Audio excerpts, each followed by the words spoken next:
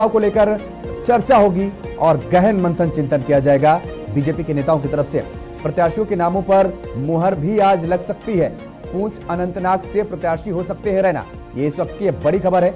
आपको बता दें कि जम्मू में बीजेपी की बड़ी अहम बैठक है। आज लोकसभा चुनाव को लेकर चर्चा होगी। प्रत्याशियों के नाम पर मुहर भी आज लग सकती है। इस वक्त की ये बड़ी खबर है।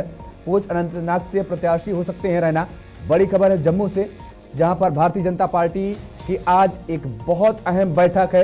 आपको बता दें कि इस बैठक में लोकसभा चुनाव को लेकर के मंथन किया जाएगा, रणनीति बनाई जाएगी और इसके साथ यह भी बताया जा रहा है कि इस बैठक में प्रत्याशियों के नामों पर भी आज मुहर लग सकती है। बड़े फैसले लिए जा सकते हैं।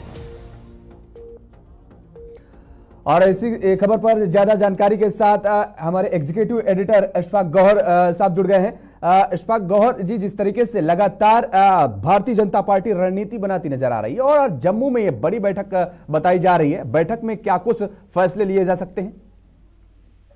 देखिए, बिल्कुल बीजेपी की आज अहम तरीन बैठक है। थोड़ी देर में ये शुरू होगी, क्योंकि आशीष सूद और जो दीगर नेता दिल्ली से आने थे, तरुण चौक, डॉक्टर जितेंद्र, वो थोड़ी देर पहले यहाँ हवाई अड्डे पर पहुंच चुके हैं, जहां पर भारतीय जनता पार्टी के कारकुनों ने उनका वेलकम किया और उसके सीधे वो अपने पार्टी कार्यालय चले गए। लेकिन आज की बैठक इसलिए बड़ी इंपॉर्टेंट है क्योंकि 5 सीटों के लिए पैनल बनाया जाएगा और हर पैनल के अंदर 3 से 4 लोगों के नाम रखे जाएंगे। उसके बाद वो पैनल जो है वो सेंट्रल पार्लियामेंट्री बोर्ड को जाएगा, सेंट्रल पार्लियामेंट्री कमेटी बीजेपी को जाएगा दिल्ली, जहां से इसकी अनाउंसमेंट की जाएगी। लेकिन महत्वपूर्ण ये है कि कश्मीर से क्या कुछ होगा।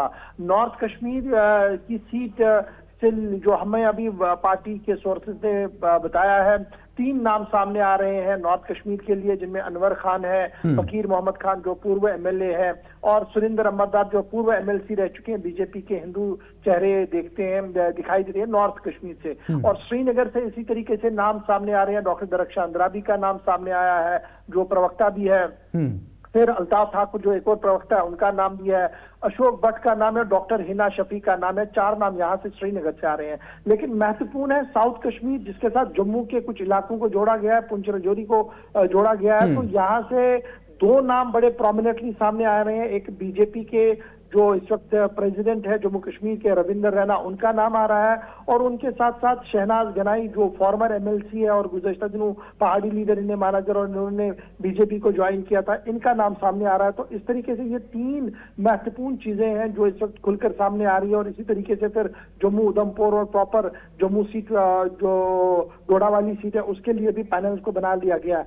आज पैनल फाइनल होने के बाद उस पैनल को दिल्ली भेजा जाएगा और वहां से फिर अनाउंसमेंट होगी। लेकिन ये आज समझ लीजिएगा, आज की बैठक ऑलमोस्ट ये तय करेगी कि कौन 5 चेहरे ऐसे होंगे जो जम्मू कश्मीर से बीजेपी की टिकट पर चुनाव लड़ने के लिए जा रहे हैं। बिल्कुल, ये बड़ी अहम बैठक बताई जा रही है। लेकिन इस वक्त इसके साथ ही लगातार अगर जम्मू के साथ आपने कश्मीर का भी जिक्र किया, तो ये दावा रविंद्र रैना की तरफ से भी पिछले दिनों लगातार किया जा रहा था कि दरअसल अब जम्मू के साथ ही कश्मीर में भी कमल खिलेगा। इसके लिए रणनीति जिस तरीके से बीजेपी बनाती नजर आ रही है, क्या इस बैठक में आज ये माना जाए कि नामों का फाइनल हो सकता है, नामों का ऐलान आज हो सकता है? देखिए, मैंने पहले कहा कि आज पैनल बनने हैं। नामों का ऐलान जो है वो दिल्ली से होगा, क्योंकि सेंट्रल पार्लियामेंट्री बोर्ड जो बीजेपी का है, जिसमें तकरीबन 13-14 मेंबर है, जिनमें खुद प्रधानमंत्री भी है, गृह मंत्री है, वो जब दिल्ली में बैठेंगे, बिल्कुल उसके बाद पैनल को ये नाम भेजे जाएंगे और वहां से इन नामों का ऐलान होगा। और जम्मू कश्मीर के साथ ही एक बात, क्या लद्दाख को लेकर के भी चर्चा विमर्श हो सकता है क्या इस बैठक में?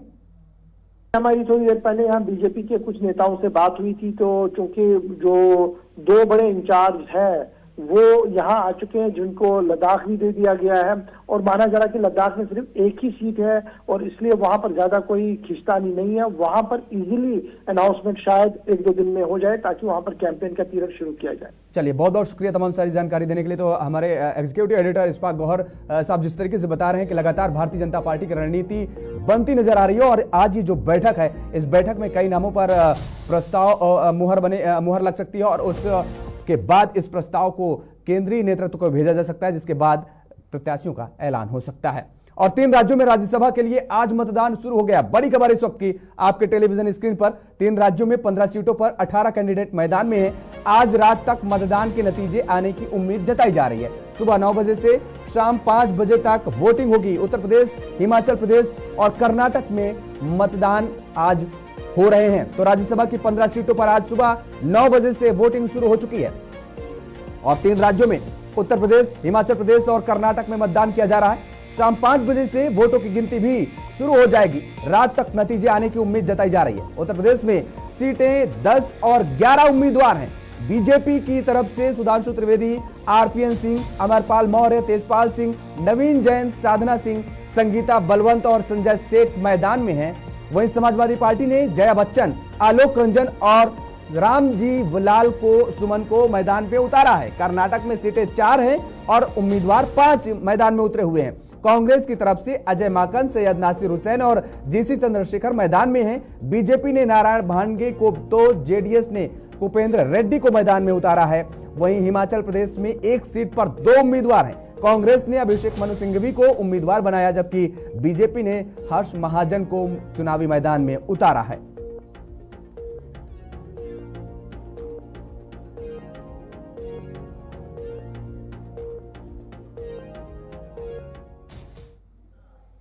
और इस बुलेटिन में फिलहाल मेरे साथ इतना ही। खबरों के लिए आप देखते रहिए JK 24/7 न्यूज।